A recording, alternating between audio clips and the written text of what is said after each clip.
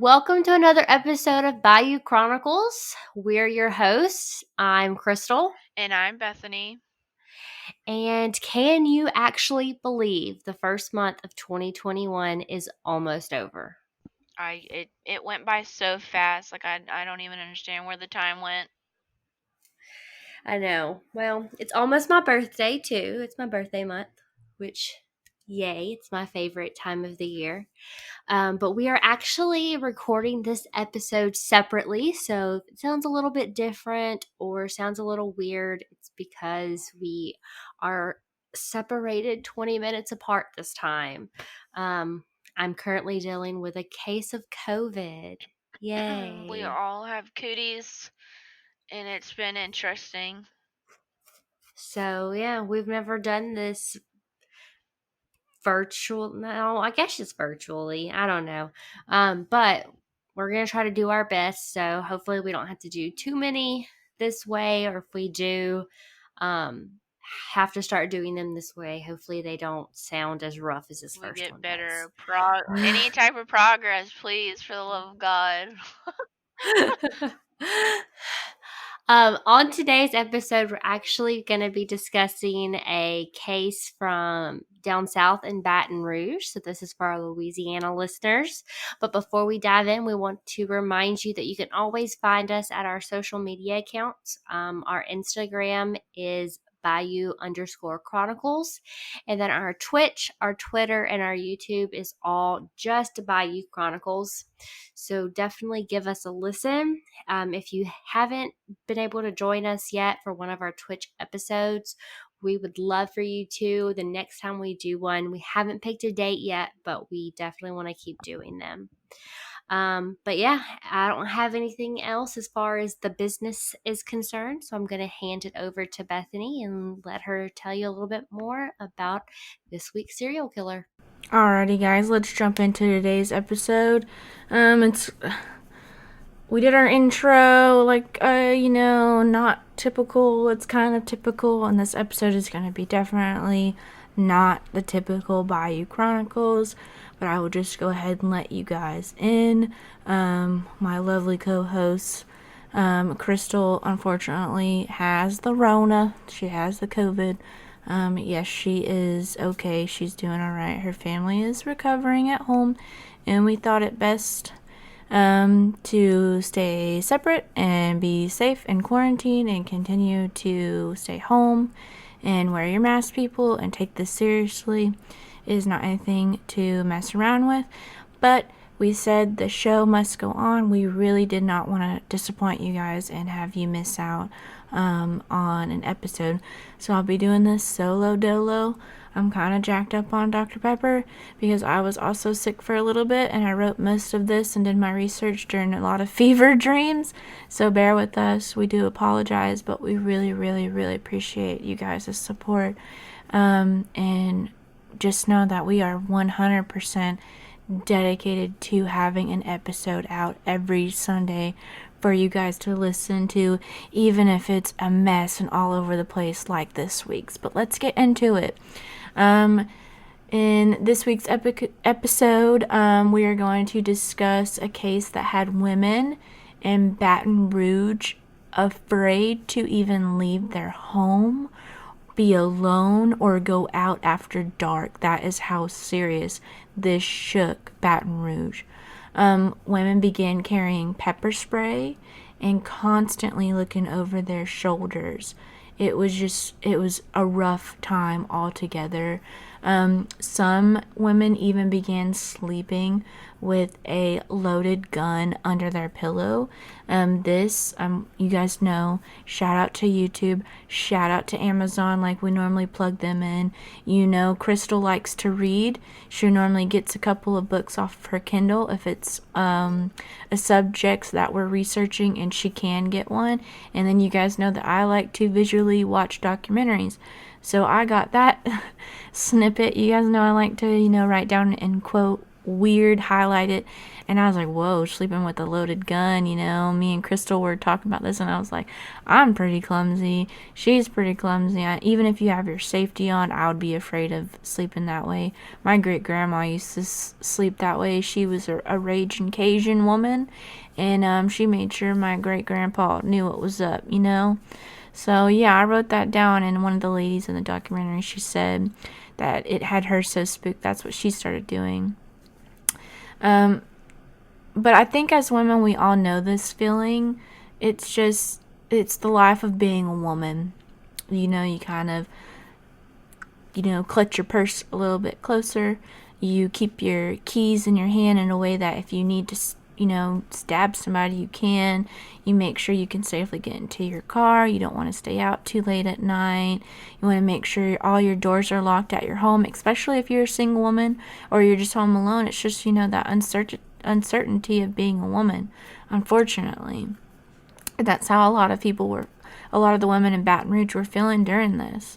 And it was a serial killer that was causing hysteria around and wasn't leaving any evidence behind, and that was really the part that really had people freaked out. All this stuff was going on that we're going to talk about, and they had absolutely no idea who it was, where he was coming from, and that's kind of what makes it just a little bit more creepy.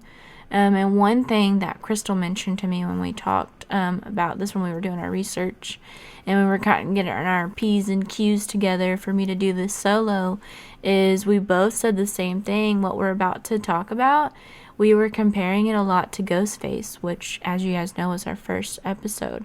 A lot of the similarities. Because once again, we got somebody coming in, tracking down women and leaving like a ghost, not leaving any evidence. That was until in the spring of 2002, which this is more of a current episode that we're talking about today. A lot of our past episodes have been in the early 90s, the 80s. We even talked about a little bit of the 70s. So this was in the spring of 2002, more so into the summer. Charlotte Murray Pace, she mainly liked to go by Murray, but I like to go by people's first names, so I'm going to refer to her as Charlotte. She was a very young woman. She was just settling into a new place with a roommate. She had only planned to live in the home for a few months because she had actually just graduated from LSU. She had a job at LSU, but later in mid-August, she had planned to move to Atlanta, where she was going to basically, start her grown-up life. She just graduated college and had some job offers in that area, so she just needed somewhere to stay until she moved. And this is unfortunate about what we're about to talk about, because on May 29th, 2002, Charlotte moved into her new place, like I said, and just 2 days later, which is the crazy part, on May 31st, 2002, her roommate would come home to a scene that really nobody wants to ever see.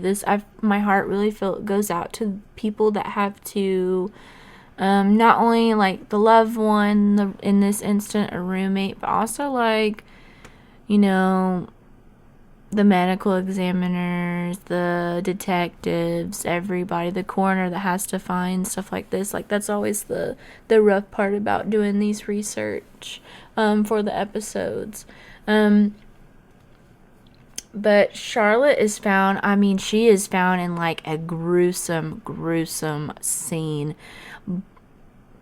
From all the research I did, the detectives and all the people that were on scene at the crime said that there seemed to be blood literally covering every inch of her room, which gives me a little shiver just now thinking about it. And several items were laying around her body, which they were pretty sure were used as murder weapons. And one of them being an iron that was used to viciously bash in her head. Oh my god, like an iron is pretty heavy. It's sharp. It's metal. Poor girl. The detectives in the coroner that worked the scene described it as being the most gruesome they'd ever seen. And I wrote down that it seems like every time we do research for an episode that the police detectives and the coroners always say that. I feel like every documentary I watch says that. And Crystal was like, man, maybe we pick a lot of like really rough cases to talk about here on the podcast. And I was like, that seems to be the consensus, because that literally is always the quote that we hear. It's the most gruesome I've ever seen in my 20 years. And I'm like, okay, maybe we should pick something tame for the next episode. But yeah, here we are. C'est la vie.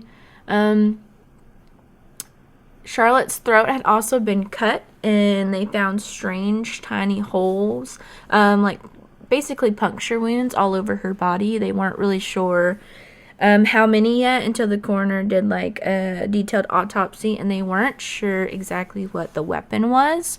And there was also obvious signs of sexual assault, which is unfortunate. But Charlotte, let me tell you, she gave up a hell of a fight. There was literally, I already said, there's already blood all over her room, but he must have caught her in the hallway,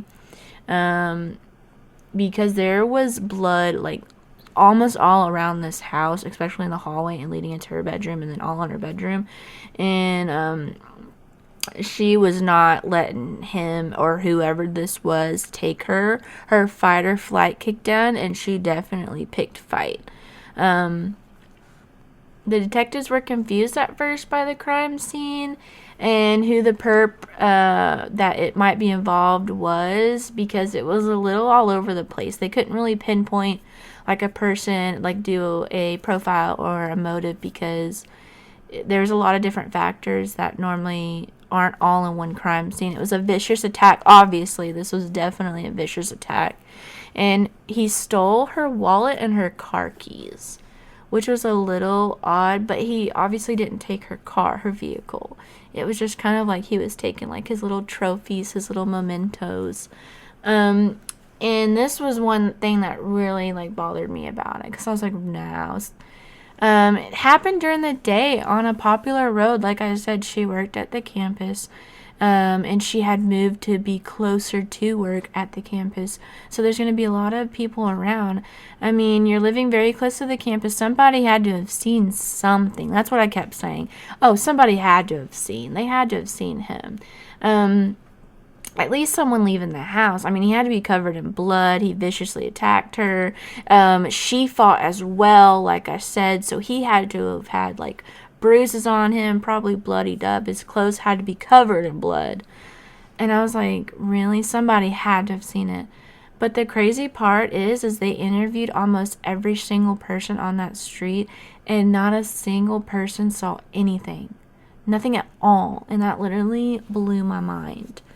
It's just crazy to think that somebody could go out and commit a crime like this and just walk out of the home and go home and nobody see a single thing. It's scary to think. The coroner would finally release Charlotte's autopsy, and it was a total of 81 times that she was stabbed. I just like, oh my gosh, it's insane how aggressive people can be to another human being. It's just wild to sit and think about. 81 times she was stabbed and her throat was cut. It just, the overkill of it.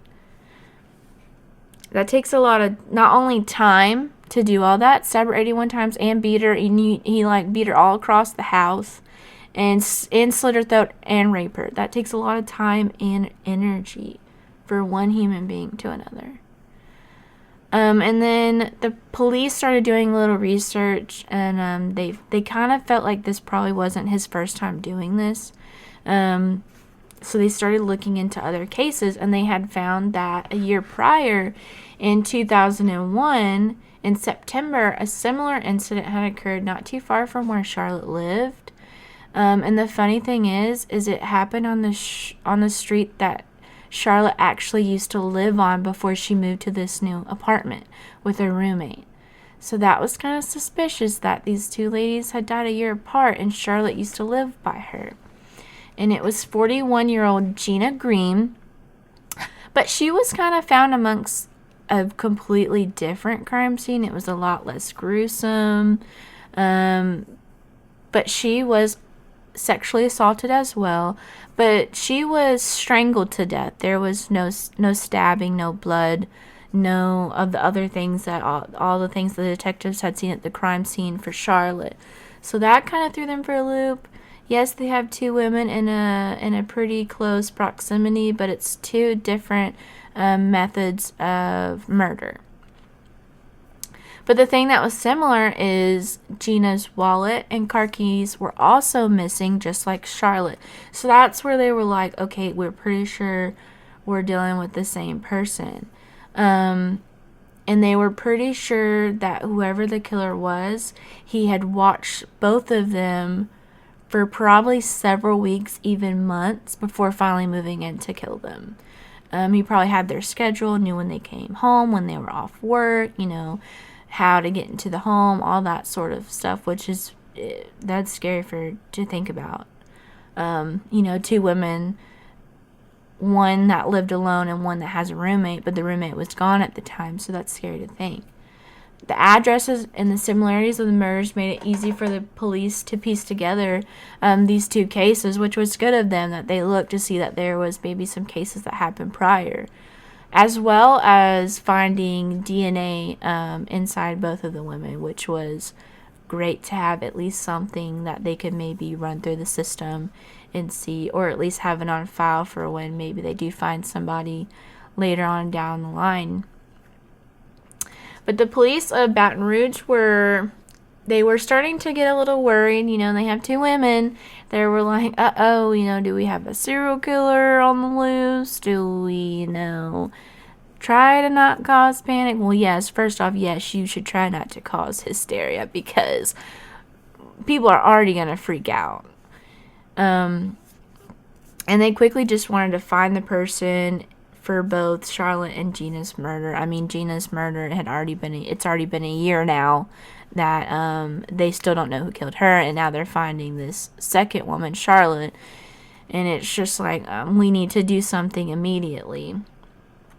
However, their worst fears came true when another crime scene unfolded a few months later in July. So Charlotte was found in May, and now in July they are unfortunately finding another crime scene.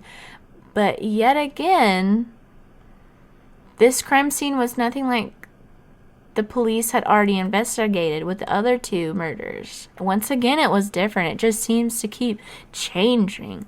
Like, this guy can't make up his mind. He's erratic. He's just all over the place, not planned out, not thinking about it. This time, the victim's husband, Byron Kennemore, returns home to find his wife, Pam Kennemore, is missing. And the only thing that they can go off is a very small amount of blood on their bathroom floor, which is a little odd. Of course, me and Crystal, we're weird. We overanalyze stuff. We're like, well, like, how much blood are we talking? Like, paper cut bloods, stab one time blood. Like, we overthink it. Like, literally, just, it was a small amount of blood. Okay, let's move on. Pam is nowhere to be found inside the home or outside the home. They go on a search and they cannot find her anywhere. There was no signs of an attack. There was no signs of a forced break-in, which all three crimes, there was no sign of a break-in, which was really odd to me. And then this small amount of blood. And I don't know why they included this, but they did. An overturned house plant. In my home, that wouldn't be that crazy. I have two sons, 6 and 3, and 2 dogs. So an overturned houseplant, that's like typical Tuesday afternoon. But they put that in the report, and I felt obligated to annoy. We like weird little details in our notes. It looked as if Pam was doing some self-care because she had started to run a warm bath. And she was also, there was also a sign that she had like maybe doing like a mani pedi. She had like her nail polish and stuff out and some of her other things, and she was about to take a bath when she was obviously kidnapped and attacked. And a few days pass, and there's absolutely no, like, they have nothing to go on. No calls, no nothing, no signs, only that small amount of blood on the bathroom. They had nothing to go on, and no idea if she was somewhere alive or already dead. And then her parents, specifically her mother talked out a lot. She reached out to every news outlet, and everything I researched, Pam Kennemore's mom was the loudest and most outspoken, and she would do anything to find her daughter alive. And she offered up a $75,000 reward for any information regarding wow, you know, we like to mispronounce words on here. It gives character to the episode. Any information regarding Pam's disappearance. But unfortunately, 4 days later, Pam Kennemore's body would be found in the Whiskey Bay, which is like kind of like a little bay area, and it has like a bridge going over it, just through the town, if you've ever been to that part of Baton Rouge.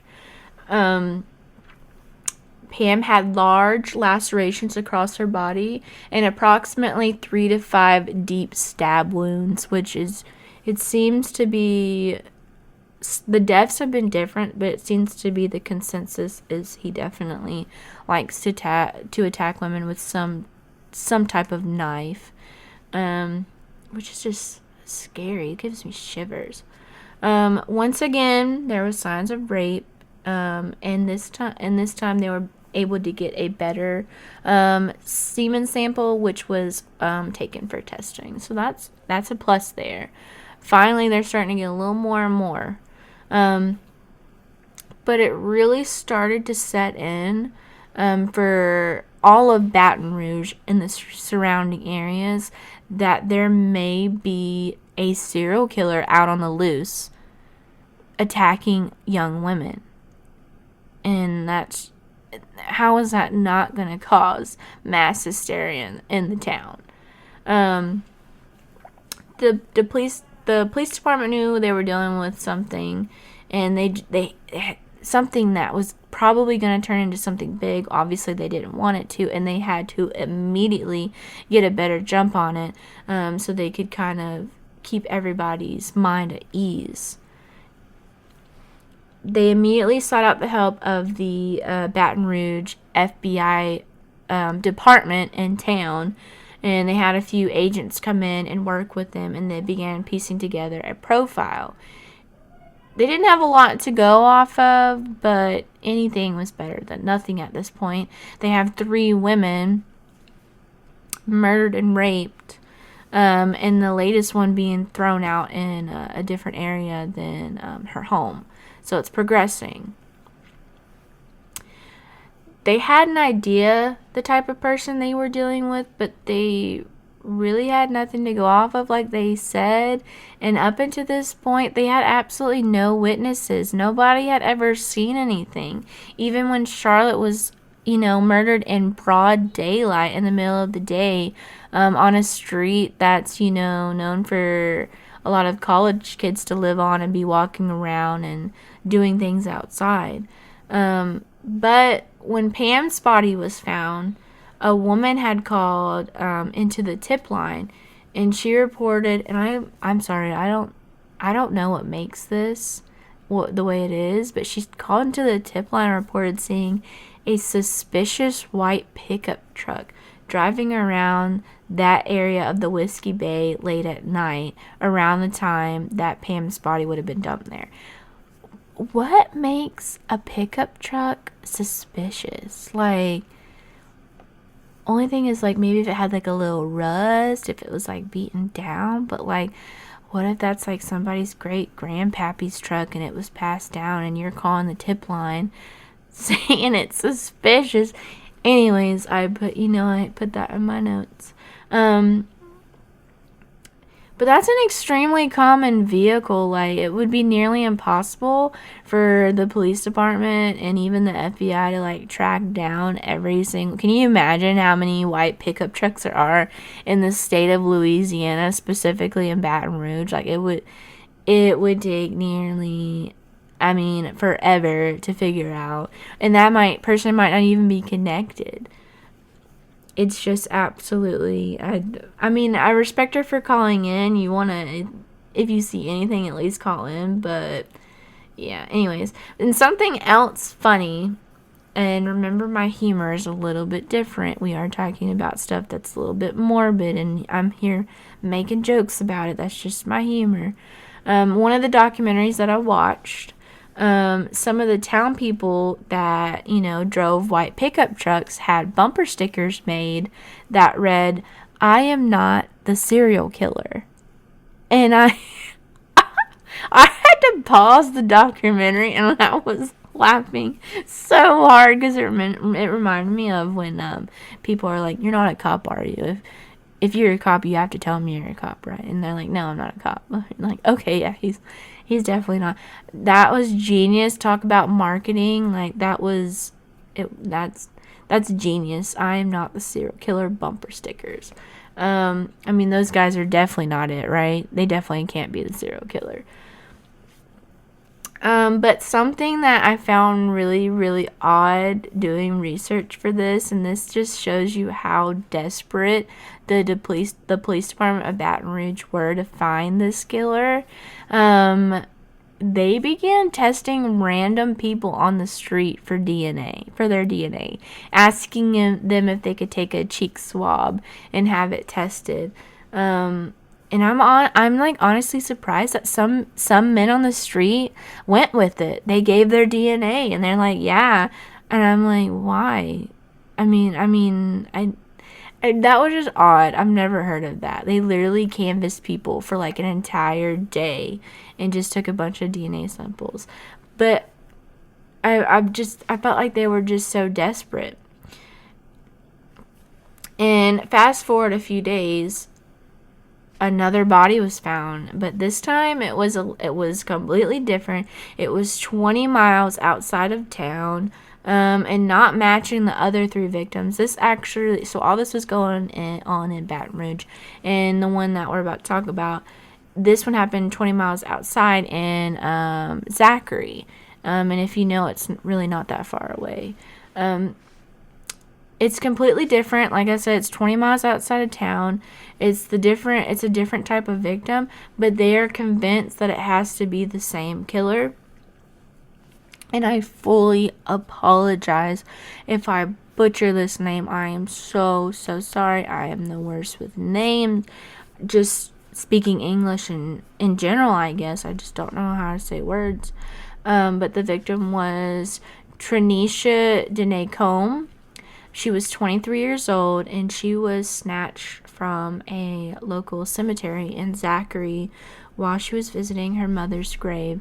And doing research for this case, this part really touched my heart, because not only was she the first African American victim, but to be not only visiting a loved one's grave, but to be at the cemetery visiting your mom's, the person that brought you into this world's grave, and have somebody kidnap you and later rape and kill you, is, all I'm gonna say is, there's a special place in hell. And yeah, this was out of all of it, this was rough to research. But not only were the deaths completely different, now the race of the victim was changing. Like I said, Trenisha was African American, and all the other victims were white. So they're trying to put this profile together, but man, it's just jumping all over the place. The victims changing, the crime scene's changing. Where he's kidnapping the women is changing. Now he's kidnapping women in Zachary, which is outside of town. it's just all over the place. And once again, there was no leads or evidence. And the only thing this guy is leaving behind is a DNA sample. But they don't have any eyewitnesses. There's nothing else to go on. The case seems to just go cold. They just, at this point, they feel like this serial killer is just getting away with it. And they felt extremely helpless. Until on March 13th in 2003, so a year later, a fisherman at Whiskey Bay, yet again, Whiskey Bay seems to be his spot, found the body of who was later identified as Carrie Lynn Yoder.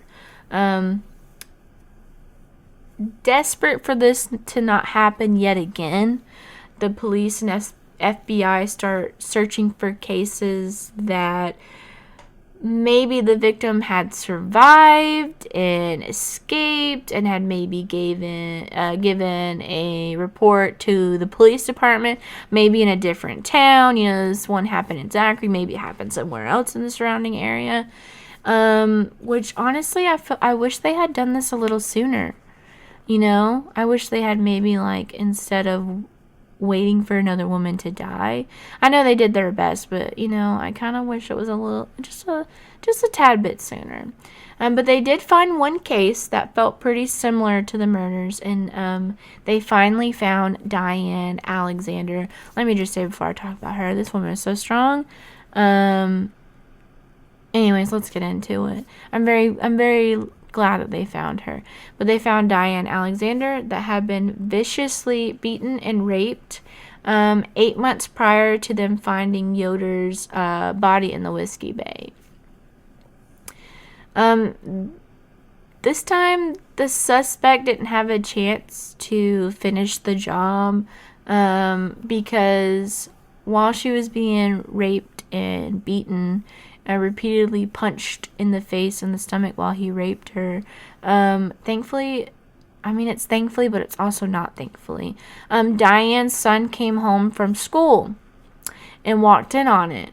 And Diane reported a man had knocked on her door and asked to use her phone, so she went and grabbed her home phone and a phone book.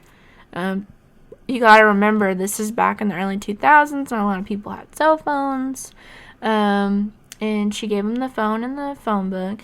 And he went back outside and he knocked on it again. And she assumed he was just giving, you know, her phone and her phone back. But he forced himself inside the home and began just punching her over and over and over again, simultaneously while raping her. And something that she said and put in her report is that, and this gave me chills, it's giving me chills now, is he leaned in close to her and he said, "I've been watching you." And that literally just takes away all sense of being safe in your home. Like, a lot of times when this happens to people, even if it causes bankruptcy or they have to leave everything inside the home, they will leave their home and go somewhere else because you no longer will feel safe in your home. But thank goodness her son came home when he did. But it's also, I felt very bad for him because he was a young boy and he had to see what was being done to his mom. But it's also a godsend because he saved his mother. And it allowed them, the FBI and the police of Baton Rouge, to know that the profile they had was, like, way off. I mean, they were, like, dead wrong. Props to them for, like, doing their best, but they were way off on this profile. The witnesses had been wrong, calling in and saying it was a white man, because they also had a lot of other tips besides the lady that called in about the pickup truck. They had several say that they saw a white man driving around in the area in a white pickup truck, which was not the case. That doesn't fit the profile at all. And the DNA from Diane's rape case matched perfectly to all the other DNA samples from the other murders of the Baton Rouge serial killer attacking young women. So things are finally starting to fall in place. Baton Rouge Police Department receives a call from a nearby town, Zachary, which, like I said, that's where Denisha was murdered, visiting her mother's grave, of a suspect that may match their case that they had arrested the week prior for a peeping Tom incident, which, like, yuck, dude, like, come on, really? Peeping Tom? And his name was Derrick Todd Lee. He had a history, a juvenile history, and a slew of cases. Like, he just had like a rough teenage years. He was always getting in trouble, just hanging out with the wrong crowd. So they already had him in the system and already had his DNA on file, which I thought was odd. Because, like, if they already had it on file and they had those like 4 DNA samples, wouldn't they have run it? But then I had to remind myself this was the early 2000s, so I mean it was probably, they were doing their best. But they finally brought that sample that they had on file and compared it and confirmed that it was in fact a match, and Derrick Todd Lee was the Baton Rouge serial killer. I mean, there it was. Broke the case. They found him. They know him now after not having any witnesses, after having witnesses call in and give false information, and they've made a profile that was absolutely wrong. They find somebody that survived, and now they have his DNA, and they've compared it, and they know who it is.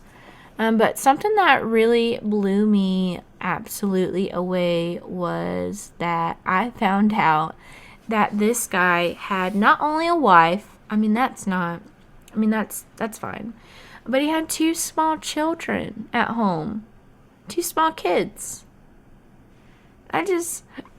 It always blows my mind when we do research like this and we talk about this on the podcast, when men can do this, and women, I won't discriminate, and they just go home like nothing happens to their wife and their kids until they decide to leave the house again and kill somebody else, and then go right back home and, hi daddy, hi honey. It just blows my mind. And when they went to execute the arrest warrant at the home of the Lees, they found that it was completely empty.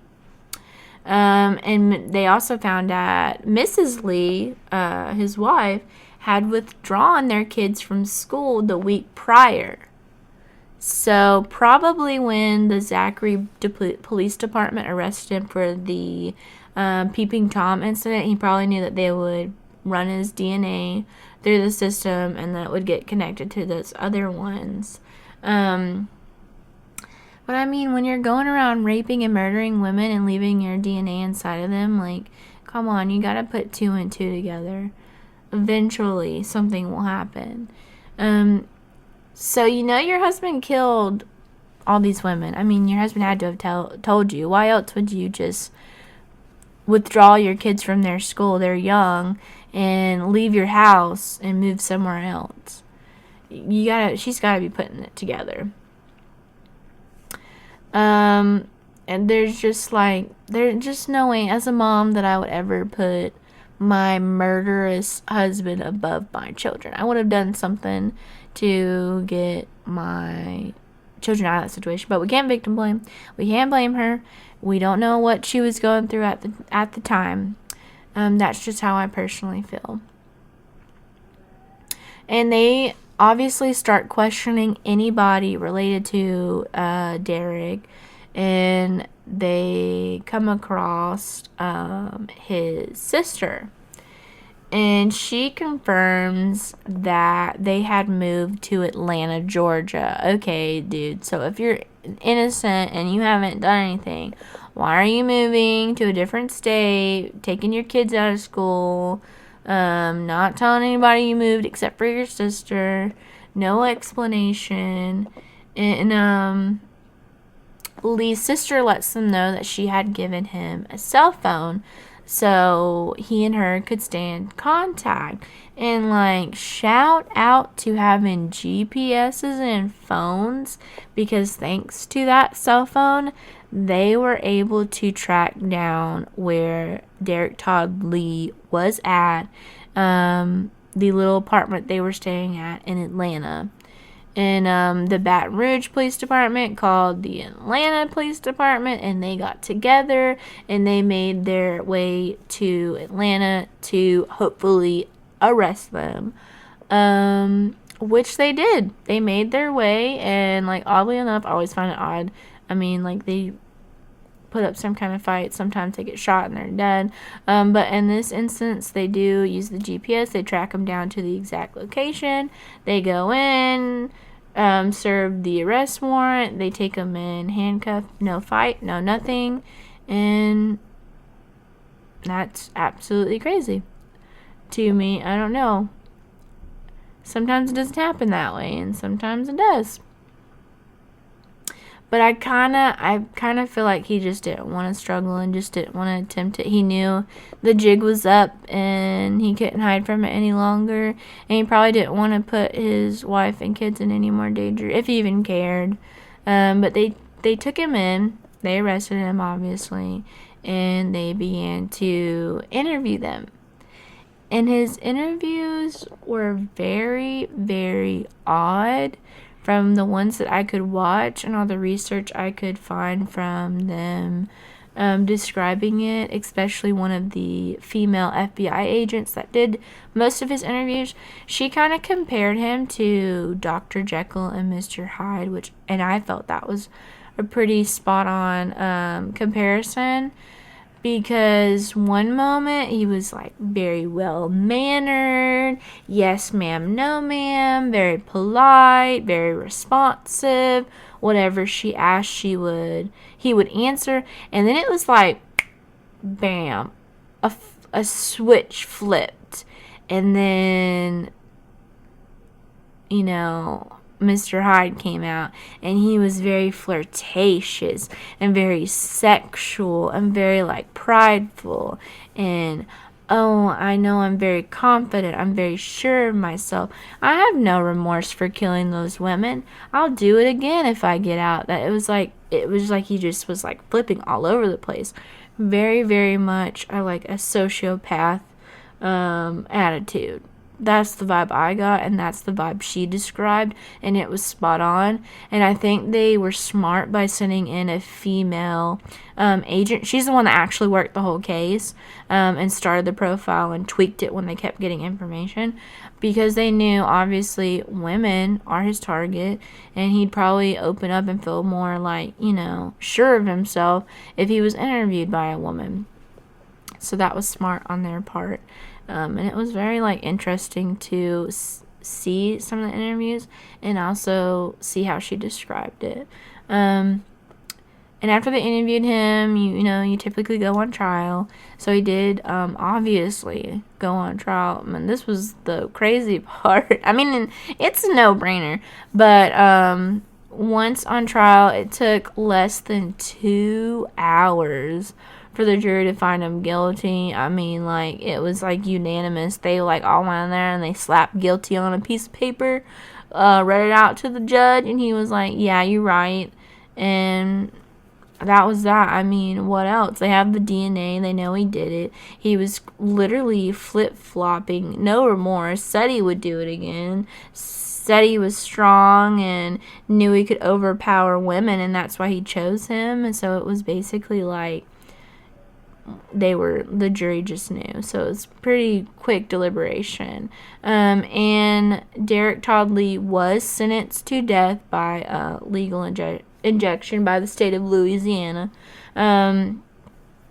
It's not exactly sure how many women Lee murdered, but they strongly believe his killing spree began as early as 1992. There is a book that was written by one of the ladies that I referred to in the beginning of the podcast that was sleeping with her Glock under her pillow, fully loaded, ready to go. I plan on buying it. And I know Crystal, she's crazy about buying books about the podcast we do.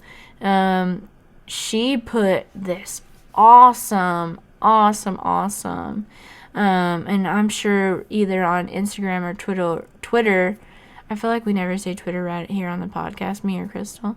Well, pretty sure I'll find the link to it for anybody that wants to look it up. She put this awesome, like, diorama, like, timeline chart together on cold cases that happened in the area that had the same MO and description of these murders that Derrick Todd Lee was convicted of that were never solved. So she says there's at least 20 to 40 women he possibly could have murdered that were never solved, starting as early as 1992. I mean, she did her research. And for some of them, they'll probably never know, because in 2016, before he could be sentenced to death, Derrick Todd Lee did pass away from some unknown medical issues. I try to do more research on it. I really don't care. I'm going to be honest. I never really care how the people die. They chose to take people's lives, so why should I? I mean, I know they're a human being. I'm just being 100% honest. I don't care how the dude died, but he did die in 2016, and they just said that he had a lot of health complications, and he was in and out of the infirmary inside the prison, and then finally he passed away when they moved him to a hospital at the hospital. So, yeah, and that it's literally for a decade this man stalked and killed young women in the state of Louisiana, and that is why he was given the name the Baton Rouge Serial Killer. And that is absolutely insane to me. I know this episode has been like literally so dysfunctional, not our normal. It was all over the place. Our intro's all over the place. Because we actually tried to film this remotely and it just was not working out. So we were like, I'll just do it. Let's get on this Bethany train and we'll just ride it all the way through. But yeah, thanks so much for listening. You know, we don't like to carry on at the end and in the beginning. We want you guys to listen to the episode while you're driving, while you're working out, whatever the heck you're doing, and be done with it for the day. Get your little taste of true crime and get on with life. We know it's busy. I throw mine on when I'm doing dishes or laundry or whatever else I'm doing in this mom life. But thank you guys so much for listening. We do apologize for how crazy this episode was. Thank you so much for everybody that tuned in for our Twitch stream. Yeah, and just have an awesome week. Thanks for listening, guys. Until next time.